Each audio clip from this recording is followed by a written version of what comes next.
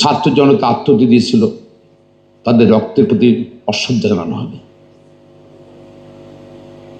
আর আমি সকল অবগত জানাচ্ছি, 2023 সালে বিএনপি পার্বত্য চেয়ারপারসন তারেক রহমান 31 কর্মসূচি দিয়েছিল বিএনপির, সেখানে কিন্তু বৈষম্য বিরোধী অবস্থানের কথা স্পষ্ট আছে। আশা করি বিএনপিও ভবিষ্যতে নির্দিষ্ট স্থানে এই বৈষম্য বিরোধী অবস্থানের কথা স্পষ্ট এবং আইন প্রণয়নের কথা স্পষ্ট বলবে। সেকেন্ডলি, দিস গভর্নমেন্ট, বর্তমান সরকার কি বৈষম্য বিরোধী ছাত্র এবং জনতার আন্দোলনের প্রোডাক্ট।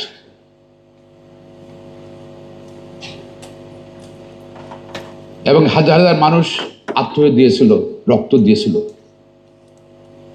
এবং এখানে শ্রমিক রিক্সা লাগানো যোগ হলো।